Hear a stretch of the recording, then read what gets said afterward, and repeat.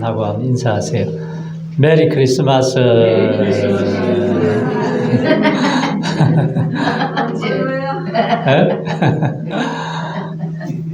자, 우리 한번 따라하죠. 인류 최고의 굿뉴스. 요즘 세상에 기쁜 소리가 들려옵니까? 우리 성도님들 마음속에 어떤 기쁜 일들이 많이 일어나요?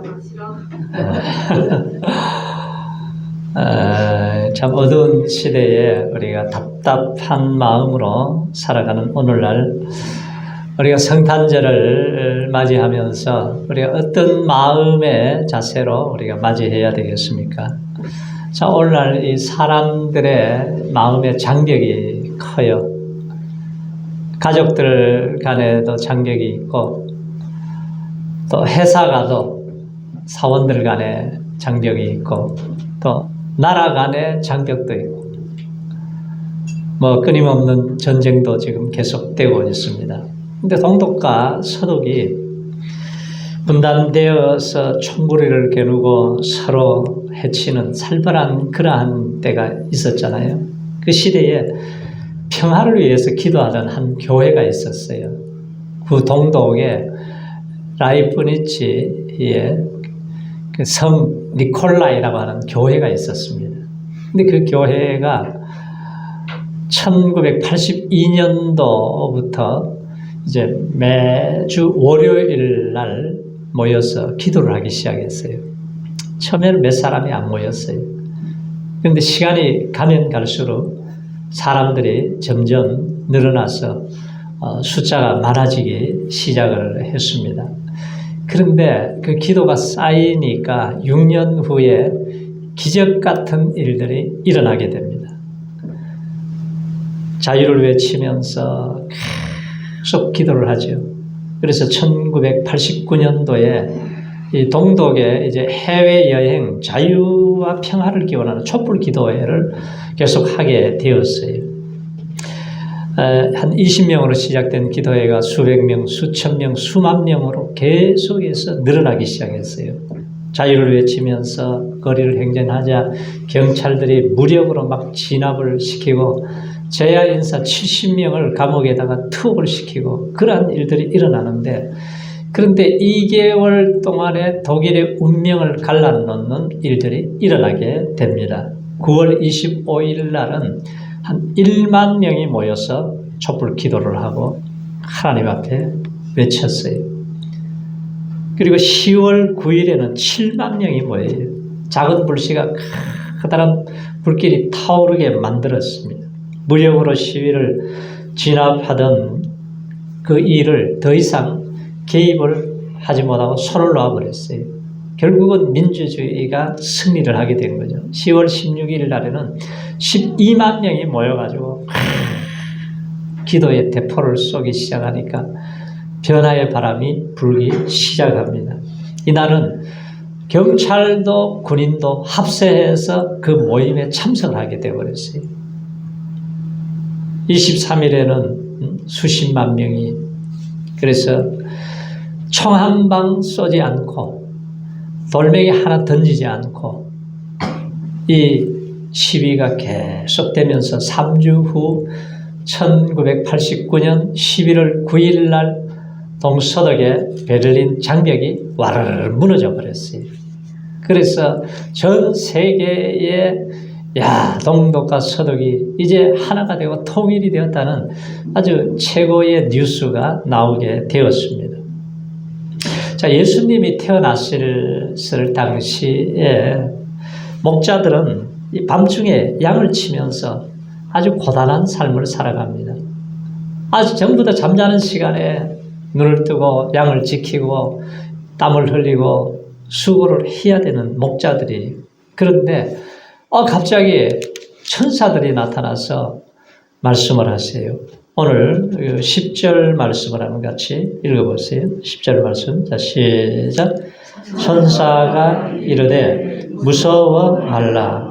보라, 내가 온 백성에게 미칠 큰 기쁨의 좋은 소식을 너희에게 전하노라. 자, 제일 먼저 하시는 말씀이 뭐예요? 무서워 말라는 거예요.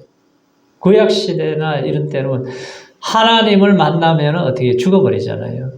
그리고 굉장히 이 소리를 듣고 지금 두려운 거죠. 우리가 성탄의 기쁜 소식은 두려움을 제거해 주는 시간입니다. 우리가 세상 살아가면서 경제적인 두려움, 또 건강에 힘이 들어서 질병에 대한 두려움, 불확실한 미래에 대한 두려움, 얼마나 두려움들이 매일매일 우리에게 찾아오지 않습니까? 그런데 우리 주님이 오시면은 이 두려움을 떠나가게 만들어주는 거예요. 두려움이 있으면 그 속에 형벌이 있다고 그러잖아요. 그래서 하나님의 사랑 안에 거하면은 두려움이 쫓겨나간다고 그랬습니다. 마지막 때가 가까울수록 점점 어두워지잖아요. 사람들이 자기를 사랑하고 교만하고 자긍하고 배반하고 조급하고 팔고 하나님 사랑하는 것보다 쾌락 사랑하기를 더하는 시대가 온다고 그랬어요. 지금 오늘날 그러한 시대에 우리가 살아가고 있는데, 자, 예수님 오실 당시에도 헤롯 왕은 동방 박사들을 만나가지고, 야, 아기 예수님을 찾아서 만나면은, 경배, 나도 가서 할 수 있도록 알려달라고 그래요. 그런데 예수님이 태어난다는 소식을 듣고 2살 아래 아이들은 전부 다 죽이는 피바다를 만들어버렸잖아요. 그래서 우리가 천사들이 오늘 누구를 찾아갔느냐? 왕궁에 높은 사람들을 찾아간 게 아니에요. 아주 공부를 많이 한 박사들, 똑똑한 사람을 찾아간 것도 아니고 돈이 많은 재벌을 찾아간 것도 아니에요. 권세 있는 자를 찾아가는 것도 아니에요. 들판에서 양을 치고 있는, 잠을 제대로 잘 수 없는, 냄새나는, 힘들고 고달프게 살아가는 이 목자들을 찾아가셨다는 거예요. 그래서 우리가 주님을 만나기 위해서는 우리의 마음이 낮아져야 돼요. 하나님 앞에 우리가 겸손히 통회하는, 자복하는 그러한 마음으로 나올 때에 우리 주님을 만나게 될 줄로 믿습니다. 천사는 하나님이신 예수님이 마구간에서 태어나셨잖아요. 그런데 그 소식이 어떤 소식이냐? 온 백성에게 미칠 큰 기쁨의 소식을 전해주신다. 그래요. 세상 사람들이 들으면은 다 기뻐할 너무나 좋은 소식을 전하겠다. 그것은 한두 사람이 아니고 온 세상에 전한다는 거예요. 그게 얼마나 기쁜 소식이냐. 큰 기쁨의 좋은 소식. 따라해 보세요. 큰 기쁨의 좋은 소식. 큰 기쁨의 좋은 소식. 전혀 기쁨이 없어요. 그죠? 이게 큰이요. 이게 얼마나 이게 힘이 들어가야 되는 말이에요. 다시 한번 해보세요. 시작. 큰 기쁨의 좋은 소식. 네, 조금 낮이 내가 이제. 이거는 세상에 줄 수 없는 큰 기쁨을 주신다는 거예요. 우리가 막 세상에서 좀 기쁨을 누리기 위해서 뭐 오락도 하고 게임도 하고 어떤 사람은 마약도 하고 해보지만 그게 사람을 다 망가뜨리는 거잖아요. 그런데 하나님께로 나오면은 하나님이 주시는 기쁨은 세상이 줄 수 없는 큰 기쁨을 우리에게 주신다는 거예요. 이 목자들에게 찾아가신 천사들 보세요. 그래서 하나님께서는 예수의 탄생을 천사들을 통해서 이 목자들을 만나게 하시고 이 목자들이 이 음성을 듣고 하나님의 큰 은혜를 잊게 됩니다. 정말 이 목자들의 삶은 피곤한 삶이잖아요. 힘든 삶이에요. 정말 소외된 사람들, 세상 사람들도 알아주지도 않고 그저 들판에서 양을 치는 이 목자들인데 아마 이 사람들이 좋은 소식은 무슨 소식이겠어요? 야, 내가 너희들에게 돈을 한 담을 줄 테니까 이제 이 일 그만두고 집에 가서 좀 편하게 쉬어라. 그런 소식이 좋은 소식 아니겠어요? 그런데 하나님께서 주시는 소식은 그게 아니고 온 백성들에게 미칠 큰 기쁨의 소식을 전해준다는 거예요. 그 기쁨의 소식이 무슨 소식이냐? 자, 그 다음에 11절에 한번 보세요. 11절에. 자, 시작. 오늘날 다윗의 동네에 너희를 위하여 구주가 나셨으니 곧 그리스도 주시니라. 자, 예수님이 오신다는 게, 예수님이 오신다는 얘기는 언제부터 시작이 됐습니까?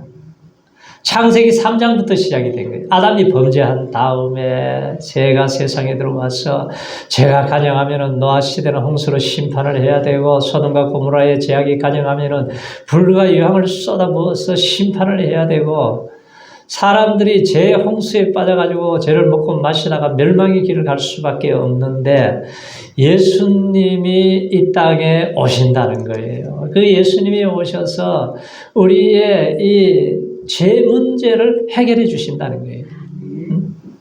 이 죄 문제를 인간의 힘으로 누가 해결할 수가 있어요? 돈으로 할 수 있습니까? 권세로 할 수 있습니까?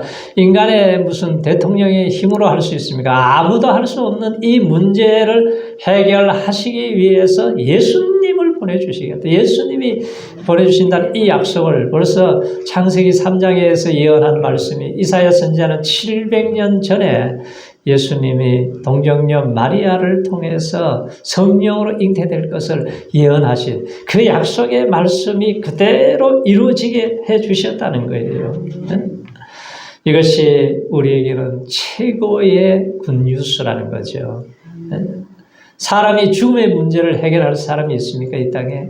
누가 죽음의 문제를 해결해요? 죽은 사람을 누가 살릴 수가 있어요? 그런데 살려놨다는 기적이 일어나도 그 사람은 한 10년 살다가 또 죽어요. 그렇지만 우리에게는 어떤 삶이 영원히 사는 삶을 주셨다는 거예요. 이게 복음이잖아요. 이게 굿뉴스라는 거예요. 내가 저에게 영생을 주려니 영원히 멸망치 아니할 테 아버지 손에서 빼앗아 갈 자가 누구도 빼앗아가지 못한다는 거예요. 누가 하나님의 사랑에서 우리를 끊을 수가 있느냐? 사망이나 생명이나 능력이나 높음이나 깊음이나 현재일이나 장래일이나 어떤 것도 예수님 안에 있는 하나님의 사랑을 끊을 수가 없다는 거죠. 이것이 하나님이 우리에게 주신 큰 은혜고 사랑이라는 거예요. 그래서 이것이 큰 기쁨의 소식이에요. 사람에게 있어서 가장 슬프고 절망해야 될 일이 뭐냐 하면은 이 복음의 소식을 듣지 못해서 죄 가운데 살다가 멸망의 길로 가는 사람들이에요. 세상의 염려, 두려움에 쇠사슬이 묶여있는 사람. 1945년 일본은 연합군에 의해서 패망했잖아요. 패망했는데 그런데 일본 병사 오노다라고 하는 사람이 필리핀에서 그 정글 속에 숨어서 살게 되면서 자신만이 전쟁을 계속하고 있었어요. 몇 년 동안?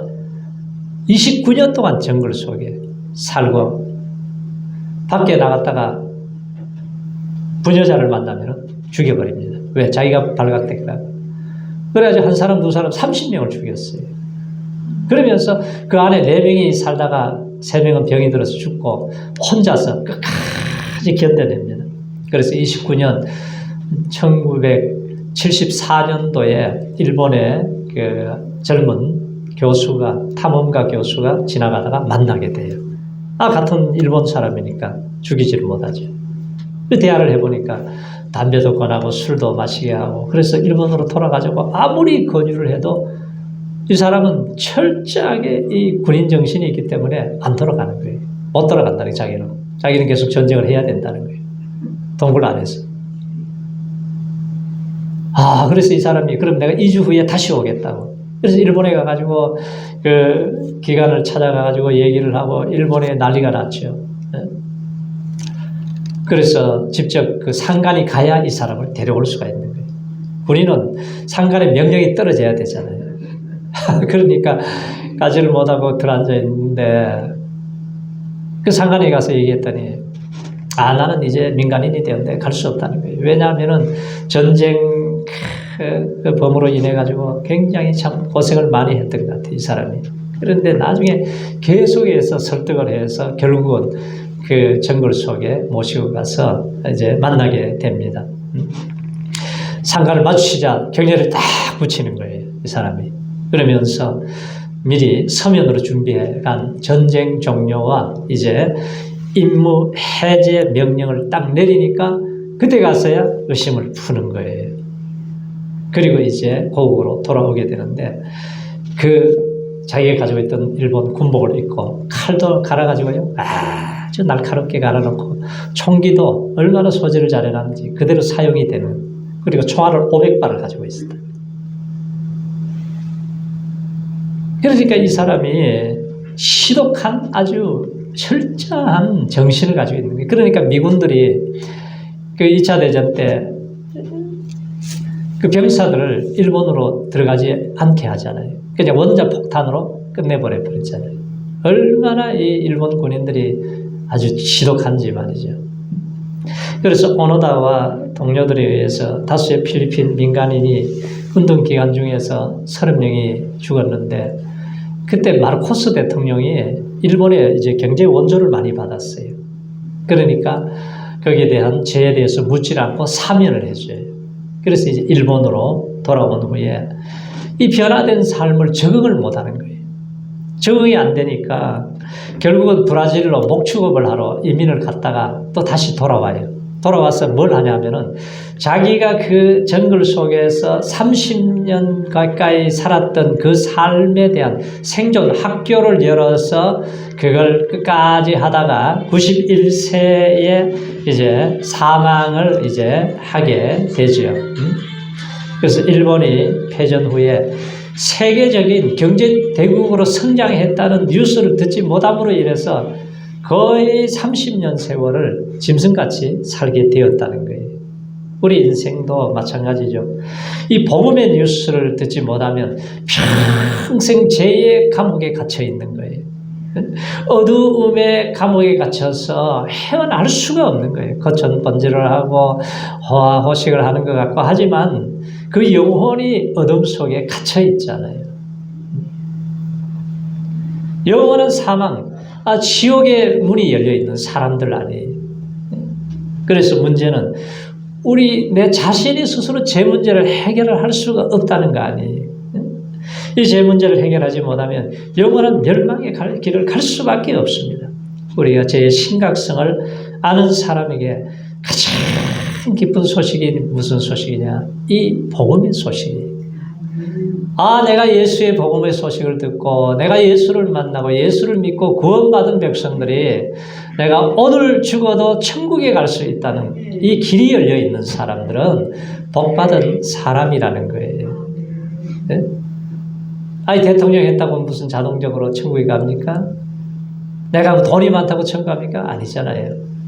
이거는 하나님이 나에게 믿음을 주시고 내가 믿음으로 입술로 시인하고 고백할 때에 하나님의 자녀가 된 권세를 주셔서 우리가 천국 가는 영원한 백성이 되게 하신 것, 이를 위해서 우리 아기 예수님이 오셨다는 거예요. 예수님이 오시지 않았다면 우리는 어떻게 됐겠어요?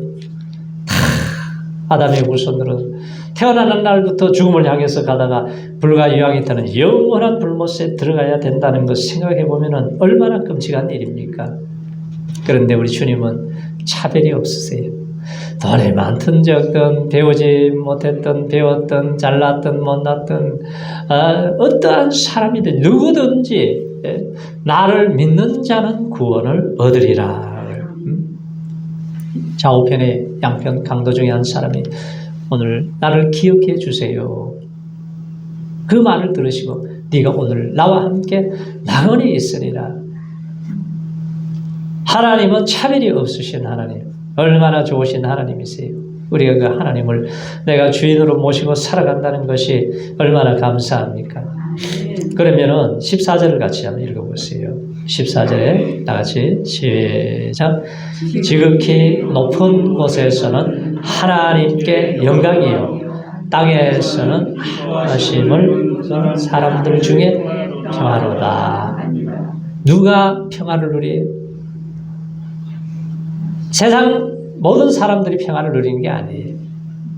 기뻐하심을 입은 사람들, 그러니까 예수 안에 있는 사람들, 예수 믿고 구원받은 하나님의 백성들에게 하늘의 평화를 주신다는 거예요. 이 평화를 우리에게 주셨는데 왜 내가 평화를 누리지 못하고 살아가느냐? 우리가 하나님의 은혜를 사모해야 돼요. 하나님의 은혜가 내게 임하고 하나님의 은혜가 내게 충만하게 임하게 되면은 놀라운 평화와 기쁨을 우리에게 주시는 거죠.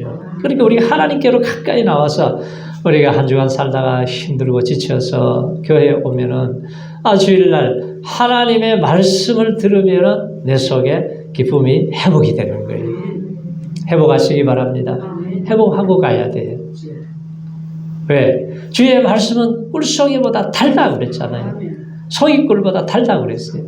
다윗이 그 고난 속에서도 하나님의 말씀을 먹었사오니 곤란 중에 나를 위로해 주시고 하나님의 말씀이 없었다면 내가 죽었을 것입니다 그러잖아요.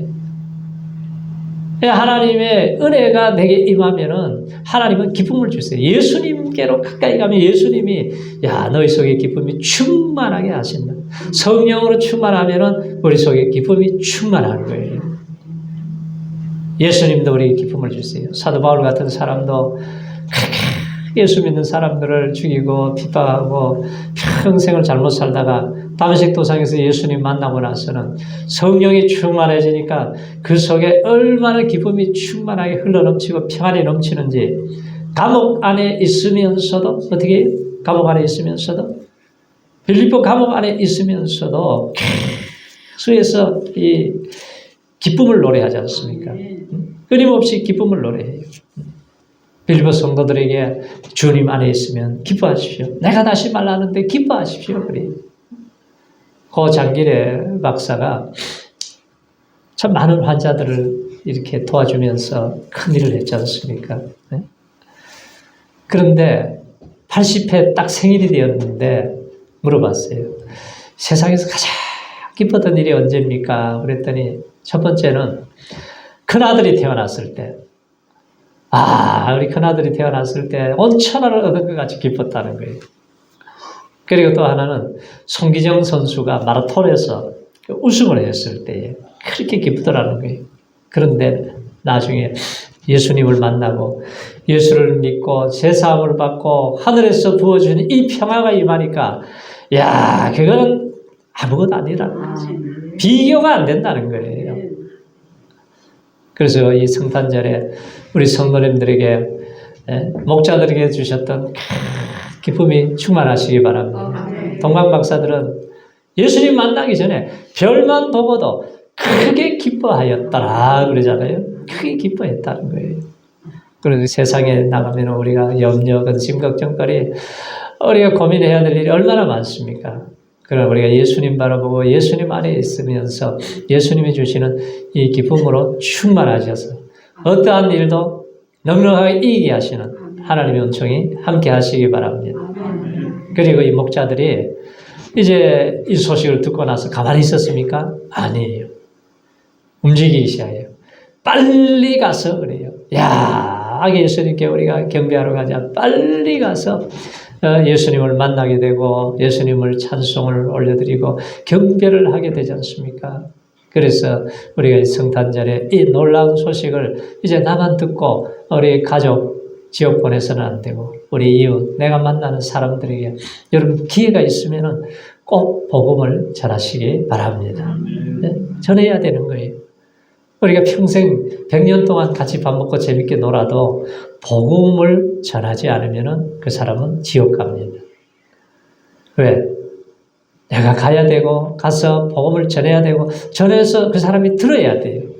들어야 믿게 되고 믿어야 구원을 받게 되고 하나님의 자녀가 되는 거죠.